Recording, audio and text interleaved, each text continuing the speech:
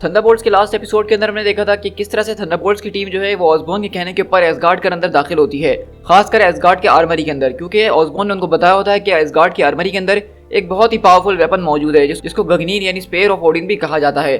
और हम देखते हैं कि यहाँ पे थंडरबोल्ट्स का मिशन यही होता है कि उनको स्पेयर को लेना है और ऑसबॉर्न तक पहुंचाना है। लेकिन वहीं पे हम देखते हैं कि घोस्ट जो है इस बात का मैसेज जो है मेडिएस को बता देता है ताकि मेडिएस अपनी माइटी एवेंजर्स की टीम को यहाँ पे लेकर आ सके और इनको रोक सके। और वहीं पे हम देखते हैं कि इन लोगों के बीच जबरदस्त किस्म से मुकाबला होता है जहाँ पे वो लोग उनको जो है स्पेयर लेने से रोक रहे होते हैं। लेकिन इन दी एंड हम देखते हैं कि वहाँ पे न्यूक जो होता है स्कर्ज वो स्पेयर को ले लेता है और यूएस एजेंट बहुत बुरे तरीके से जख्मी भी कर देता है।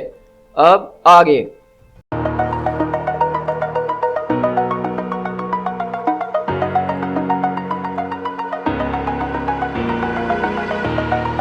over the edge, feel like I'm floating through the air. The pain I felt is paid for, all is said and done. Oh, I am restricted, fixed upon the web. I need to kick the habit that my mind is breathing in. Break out, I've got to see. All my life holding all of it closely. I played it innocent, a feel of discontent. I'm finally facing it all, fearless.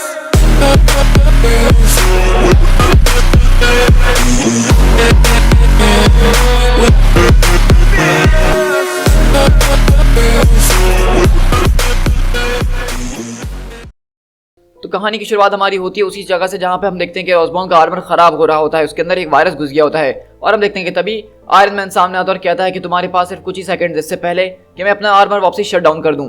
और यहीं से हम देखते हैं कि Osborne अपने armour के अंदर से चिल्ला रहा होता है कि मेरे पास बिल्कुल भी वक्त नहीं है, थंडरबोल्ट्स कम इन।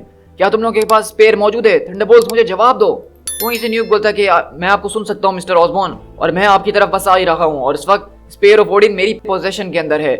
और इस तरह हम देखते हैं कि स्कर्ज वहाँ पे उस स्पेयर को लेके वहाँ पे चिल्ला रहा होता है और यूएस एजेंट वहाँ घायल पड़ा होता है। तो वहीं से हम देखते हैं स्कर्ज आता है और बोलता है कि थंडरबोल्ट्स डायरेक्टर को हमारी इस वक्त जरूरत है, चलो फौरन। पैलेडिन तुम जो इस रास्ते को साफ करो, जो कुछ भी रास्ते में उसको भून डालना।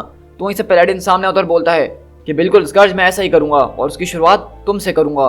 और इस तरह हम देखते हैं कि पैलेडिन आता है और स्कर्ज के मुंह पे अपनी पूरी की पूरी गन का फायर खोल देता है। और इसी तरह देखते हैं कि गोस्ट यहाँ पे विजन को ठीक करने की कोशिश कर रहा होता है। तो मेडिएस जो बोलता है कि तुम यहाँ पे कर क्या रहे हो क्रीप, तुम विजन से पीछे हटो क्रीप, तुम उसके अंदर फेस करने की कोशिश क्यों कर रहे हो? वो मेरा ही डेटा पैक था जिसको तुम्हारे कंप्यूटर ने इंटरसेप्ट किया था मेडिएस जो। तो मुझे बताओ कि हरक्यूलिस कहाँ है और तुम्हारा म्यूटेंट स्पीडस्टर वो कहाँ है? हमें उन दोनों की यहाँ पे बहुत ज़रूरत है। तो मेडिएस जो बोलता है कि हर्क वो यहाँ पे नहीं आने वाला है। और कोई सिल्वर की बात करे तो मैं उसको पकड़ने की काफ़ी कोशिश कर रहा हूँ, लेकिन हो सकता है कि वो इस प्लेनेट की दूसरी साइड पे और इसलिए उससे कोई जवाब मुझे नहीं मिल रहा। और ऊपर से मेरे गेम बॉय की पूरी एनर्जी खत्म हो चुकी है। तो वहीं से हम देखते हैं कि गोस्ट अगले पल अपनी एनर्जी के जरिए उसकी डिवाइस को चार्ज करता है और यहाँ से हम ट्रांसिया वेस्टर्न यूरोप के अंदर शिफ्ट होते हैं जहाँ पे इस वक्त कोई सिल्वर मौजूद होता है। और हम देखते हैं कि जैसे ही उसको मेडिएस शो का ये मैसेज मिलता है वो फौरन वहाँ से भागता हुआ यहाँ की तरफ निकलता है। और हम देखते हैं कि ये सब पैलेडिन उसको मारते हुए बोलता है कि तुम्हारे साथ मैंने जितना सोचा नहीं था मैंने उससे ज़्यादा बर्दाश्त कर लिया है। मैं एक मैडमैन को फॉलो नहीं कर सकता हूँ जो उससे बड़े मैडमैन को फॉलो कर रहा हो। अब ये सब करने का कोई फायदा नहीं है, अब मुझे पैसों के लिए भी ये नहीं करना है। और अगर ऑसबॉर्न चाहे तो मेरे पीछे आ सकता है और जो उसको हिसाब लेना है मुझसे वो ले सकता है। डैम इट, मेरी गन की बैटरी खत्म हो गई। और अगले पल हम देखते हैं कि पीछे से वहां से ग्रिजली आता है, उसको जोर से एक पंच मारते हुए बोलता है कि फ्रिकिंग ट्रेटर, तुमने हमसे गद्दारी करी है। चीज के जरिए हम पूरी की पूरी बैटल को पलट के रख सकते थे, लेकिन तुमने हमारा मौका गवा दिया है। हम तुम्हें इसके लिए नहीं छोड़ने वाले हैं। लेकिन वहीं से हम देखते हैं कि एंटमैन भी आता और कहता है कि ग्रिजली उससे पीछे हट जाओ। तो हम देखते हैं कि ग्रिजली उसके ऊपर अपनी स्पेयर रखता है और बोलता है ओ जरा एक मिनट, अब तुम मुझे ये तो नहीं कह रहे हो कि तुम्हें अपनी बॉडी की परवाह होने लग गई है? तुम वही जॉब करो जिसके अंदर तुम बहुत अच्छे हो एंटमैन, छोटे हो और छुप जाओ। तो वहीं से एंटमैन बोलता है हाँ ये बात तुमने ठीक करी है कि मैं ये काम बहुत अच्छा करता हूँ। और इस तरह हम देखते हैं कि एंटमैन वहाँ पे छोटा होता है और ग्रिजली के अंदर घुसना शुरू करता है। आई मीन लिटरली उसके कान के अंदर घुस। और हम देखते हैं कि अपने ब्लास्टर से उसका कान चीरते हुए अंदर जा रहा होता है और कहता है तुम जानते हो ग्रिजली कि मुझे तुम्हारी क्या चीज़ मिली है? मुझे तुम्हारा ईयर ड्रम मिल गया। और हम देखते हैं कि वो सीधा उसके ईयर ड्रम के अंदर जोर से लात मारता है जिससे ग्रिजली वहाँ पे गिर जाता है और बोलता है कि नहीं बस रुक जाओ। लेकिन हम देखते हैं कि यहीं से जब स्पेयर नीचे गिरी होती है तो मिस्टर एक्स वहाँ पे पहुंच जाता है, उसको स्पेयर को उठा लेता है और कहता है कि ये सारे बिल्कुल बेकार लोग हैं, इनका कोई इस यूनिवर्स में मकसद ही नहीं है रहने का। लेकिन अब मुझे ऐसी फील आ रही है कि मैं इस यूनिवर्स को अपनी उंगलियों पे नचा सकता हूँ क्योंकि एक परफेक्ट वॉरियर को एक परफेक्ट वेपन जो मिल गया है। इस तरह हम देखते हैं कि विजन भी यहाँ पे वापसी ऑनलाइन हो जाता है और खड़ा हो जाता है। और वहीं से मेडिएस जो बोलता है कि देखो इस वक्त मसला बहुत ज़्यादा ख़राब हो चुका है विजन, हमारे पास एक वर्स्ट केस सिनेरियो इस वक्त सामने आया हुआ है। तो विजन बोलता है कि हाँ बिल्कुल तुम ठीक कह रहे हो और तुम्हारा बहुत शुक्रिया मेडियस, लेकिन मैं इसको फेस कर ही लूंगा। और इस तरह हम देखते हैं कि विजन जो है मिस्टर एक्स की तरफ जा रहा होता है उससे मुकाबला करने के लिए। तो मिस्टर एक्स ही बोलता है कि आ जाओ टीन के डब्बे, मैं तुम्हें बताता हूँ कि असली इंसान होना कितना फ़र्क होता है। लगता है कि तुम्हारा दिमाग इंसान दिमाग के बहुत करीब करके बनाया गया है, इसी वजह से मैं तुम्हारी थॉट्स को पिकअप कर पा रहा हूँ। मैं तुम्हारे हर एक मूव को जानता हूँ, उससे पहले तुम वो मूव लोगी भी, लेकिन तुम मेरा कोई भी मूव आते हुए नहीं देख पाओगे। कैसा दिया मैंने। और इस तरह हम देखते हैं कि वहाँ पे मिस्टर एक्स जो है जोर से अपनी स्पेयर मारता है तो आगे की सारी ज़मीन फट जाती है। और वहीं से वो मेडिस्टो की तरफ स्पेयर मारते हुए बोलता है अब वक्त आ गया है तुम्हारे उस एरो वाले स्टंट का बदला चुकाने के लिए। तो वहीं से मेडिस्टो बोलता है कि मेरा नहीं ख्याल है कि तुम आज मेरा कोई बदला चुकाने वाले हो, क्योंकि मुझे अचानक से एक हवा महसूस हो रही है। और हम अगले पल देखते हैं कि वहाँ पे कोई और नहीं बल्कि क्विक सिल्वर पहुंच जाता है और बोलता है कि तुम्हारे पास सिर्फ 1 सेकंड है स्पेयर को नीचे रखने के लिए, अब तुम्हारे पास सिर्फ 0.5 सेकंड्स हैं। और इस तरह हम देखते हैं कि क्विक सिल्वर वहाँ से एक डंडा उठाता है लोहे का और उसको बहुत बुरी तरीके से पीटना शुरू करता है और कहता है हाँ मैं मानता हूँ कि तुम्हारे पास ऑल फादर की वेपन है, लेकिन मेरे पास एक आम सा लोहे का डंडा है और तुम भी एक म्यूटेंट हो मेरी तरह, ये बहुत अच्छी बात है। तुम मेरा हर एक अटैक जो होने से पहले ही प्रेडिक्ट कर सकते हो ना, लेकिन तुम इस बार कर नहीं पाओगे क्योंकि तुम जिस मेरे अटैक को प्रेडिक्ट कर रहे होगे वो ऑलरेडी मैं तुम्हारे ऊपर कर चुका हूँ, क्योंकि मैं इस प्लेनेट के ऊपर फास्टेस्ट मैन हूँ। और इस तरह हम देखते हैं कि यहाँ पे क्विक सिल्वर अपनी स्पीड का इस्तेमाल करते हुए यहाँ पे मिस्टर एक्स की बहुत बुरी तरीके से शामत बुला रहा था, उसकी सारी की सारी हड्डियाँ वो टूट चुकी हैं और कहता है लगता है कि अब तुम इस दुनिया के ऊपर लीस्ट डेंजरस मैन बन चुके हो।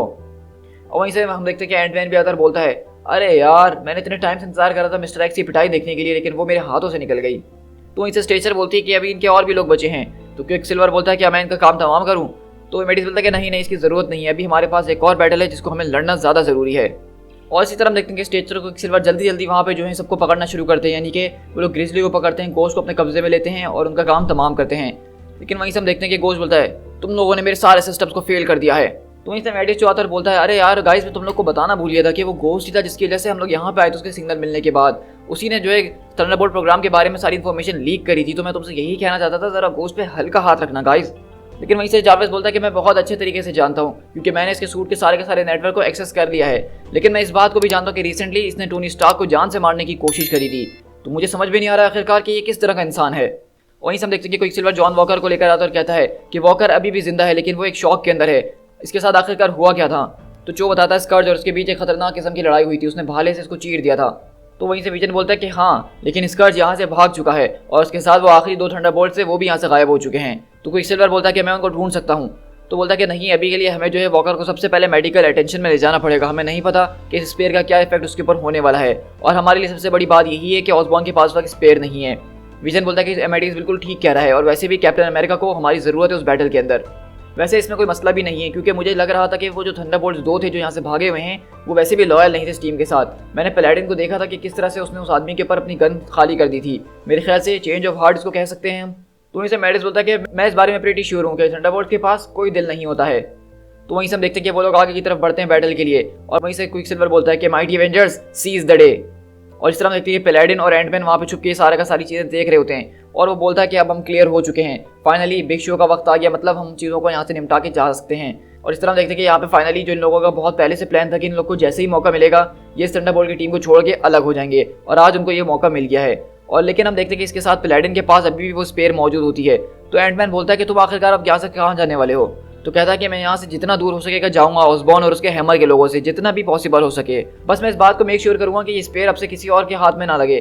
तो इसे एंटमैन बोलता है कि वेल तुम्हारी इस तरह की बातें सुन के लग रहा है कि तुम एक नोबल इंसान बन चुके हो। तो पैलेडिन बोलता है कि इस तरह की बातें तुमने मेरे सामने तो कर ली हैं, लेकिन मेरे बारे में किसी से ऐसी बातें मत करना क्योंकि तुम जानते हो ना कि फिर मुझे कोई अपनी टीम में लेगा नहीं और उस तरह के काम मुझसे करवाएगा नहीं और मैं पैसे नहीं कमा पाऊंगा। गुड लक ग्रेडी, एक दिन हम फिर दोबारा मिलेंगे। और इस तरह हम देखते हैं कि वो यहाँ से ओडिन की स्पेयर लेके अपने साथ आगे निकल जाता है। तो इस तरह हम देखते हैं कि यहाँ पे जो है पैलेडिन अपने साथ स्पेयर को रखा हुआ है। तो एंटमैन बोलता है कि आखिरकार तुम मुझे ये तो बता दे जाओ कि तुम्हारा नाम क्या है, तुमने मुझे कभी अपना नाम नहीं बताया। तो पैलेडिन बोलता है कि मैं तुम्हें बता चुका हूँ और वो पैलेडिन है। उस तरह हम देखते हैं कि सीज का इवेंट खत्म होता है जिसके बाद सारी चीज़ें ठंडा होना शुरू होती हैं और हमें यहाँ पर यह बताया जा रहा था कि थंडरबोल्ट के जिन मेंबर को पकड़ लिया गया होता है उनको जो है प्रिजनर में बंद करने जा रहा है और जिनकी ज़्यादा हालत ख़राब है पहले उनको हॉस्पिटल जाएंगे और उसके बाद प्रिजनर जाएंगे। लेकिन अभी तक एक बंदा जो उनसे गायब है उसके बारे में कोई नहीं जानता है और उसका असली नाम किसी को नहीं पता है और ये बात उसको जो है दुनिया के ऊपर एक मोस्ट हंटेड इंसान बना देती है, आई एक्सपेक्ट। और इस तरह हम शिफ्ट होते हैं 2 हफ्ते बाद लुजियाना के अंदर, जहाँ पे हम देखते हैं कि पैलेडिन एक आदमी से मिलने के लिए आता है और हम देखते हैं कि वो कोई और नहीं बल्कि क्लीवॉन का जो है भाई होता है, यानी हेड्समैन का भाई। और यहाँ पे हम देखते हैं कि उसको हेड्समैन का एक ट्रिब्यूट पेश करने की खातिर वो उसके भाई से मिलने के लिए आया जिसका जिक्र उसने उससे कभी किया था। और उसको अच्छे खासे पैसे दे के जाता है और बोलता है कि तुम्हारा भाई हमेशा तुम्हें याद किया करता था और वो अब जा चुका है, लेकिन हो सकता है कि इस पैसों से तुम्हें थोड़ी बहुत मदद मिल जाए। और इस तरह उसका भाई उससे पैसे ले लेता है और उसका एक्स ले लेता है और कहता है कि मेरा भाई एक हीरो था। और हम लोग यहाँ से राफ्ट प्रिजन के पास शिफ्ट होते हैं, जहाँ पे दूर खड़े हुए दो लोग आपस में बातें कर रहे होते हैं। और वो पूछती है ये टावर तो बहुत ही बड़ा है, अब तुम क्या आगे के लिए यहीं पे होने वाले हो? तो बोलता है कि हाँ, मैं आगे से यहीं होऊंगा। तो वो कहती है लगता है कि यहाँ पे वो लोग हर एक चीज़ के ऊपर काम करते हैं। तो कहता है हाँ, यहाँ पे इस वक्त बहुत ज़्यादा काम चल रहा है, क्योंकि यहाँ पे पुराने सिस्टम जो रिचर्ड्स और स्टॉक वगैरह ने लगाए थे उनको निकाल दिया गया है और यहाँ पे नया सिस्टम का इनपुट किया जा रहा है। तो वहीं से वो बोलती है कि आई होप कि तुम्हारी फीलिंग्स हर्ट नहीं होंगी अगर कभी मैं और मेरी बेटी लंच में तुम्हारे साथ ना आ सके।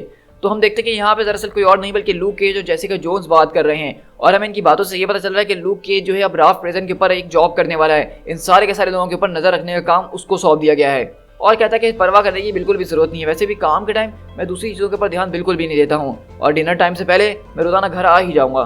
तो वहीं से जेसिका जोन्स बोलती है लूक, क्या तुम इस बारे में श्योर हो कि तुम्हें ये करना है? तो लूक केज बोलता है कि बिल्कुल, इस दुनिया के अंदर बहुत कुछ खराब हो चुका है और बहुत सी चीज़ें बर्बाद हो चुकी हैं।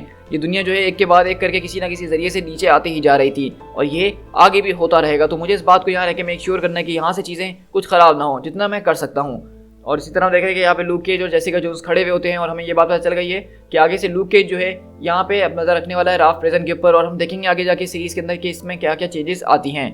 दी एंड। सो गाइस, आज हमारी जो है थंडरबोल्ट्स की सीरीज का भी एंड होता है सीरीज की टाइम्स के हवाले से। तो चलिए हम बात कर लेते हैं थोड़ी सी थंडरबोल्ट की सीरीज के ऊपर, क्योंकि ये वो सीरीज है जिसको मैं शुरू से अपने चैनल पे शेयर नहीं कर रहा था, लेकिन मैंने इसको शुरू किया है डार्क रेन के अंदर से ही, क्योंकि डार्क रेन के अंदर जो उसकी स्टोरीज थी वो बहुत ही ज़्यादा मज़ेदार थी। इनकी जो टीम वर्क था, इनका जो ऑसबॉर्न के साथ कनेक्शन था वो काफ़ी ज़्यादा मज़ेदार था। और खास करके आप वो भूले नहीं होंगे कि हमने डेडपूल का एक छोटा सा स्टोरी आर्क शेयर किया था डार्क रेन का, जिसके अंदर थंडरबोल्ट्स का एक बहुत ही इंपॉर्टेंट रोल था। तो तभी से हमने थंडरबोल्ट की सीरीज को अपना एज अ कंटिन्यू सीरीज रखा था चैनल के ऊपर और हमने सीरीज के अंदर भी उनकी सारी की सारी टाइम्स देखी हैं। और तो अभी हमने फाइनली देखा जब थंडरबोल्ट्स का ये वाला जो रोस्टर था जिसमें गोस्ट वगैरह शामिल थे, ये अब खत्म हो चुका है। इसके आधे से ज़्यादा लोग पकड़े गए हैं, कुछ लोग मारे गए हैं और पैलेडिन तो वहाँ पे ओडिन की स्पेयर लेके भाग रहा है। अब वहाँ से वो ओडिन की स्पेयर के साथ क्या करने वाला है इसके बारे में मैं अभी खुद भी नहीं जानता हूँ, क्योंकि मैंने इसके आगे ये कॉमिक्स पढ़े नहीं हैं। तो जैसे जैसे मैं कॉमिक्स पढ़ता रहूँगा और हमारी टाइमलाइन में वो आते रहेंगे तो मैं आपके साथ वो चीज़ें शेयर करता रहूँगा। सो गाइस, आई होप कि आपको ये वीडियो काफ़ी ज़्यादा पसंद आई होगी। तो मुझे बताइए कि आपको ये वीडियो कैसी लगी कमेंट्स के अंदर, और साथ ही साथ इस वीडियो को अपने दोस्तों के साथ शेयर कीजिएगा। और हाँ, अगर आप चैनल पर नए हैं और अभी तक चैनल को सब्सक्राइब नहीं किया तो इंतजार किस बात का है, मेरे चैनल को फौरन से सब्सक्राइब कर लीजिए, क्योंकि हम अपने चैनल के ऊपर इसी तरह मार्वल कॉमिक्स को रोजाना डेली बेसिस पे शेयर कर रहे होते हैं। So guys, this is P tiger. मिलते हैं किसी और कॉमिक बुक सीरीज के साथ। Till then, thank you so much.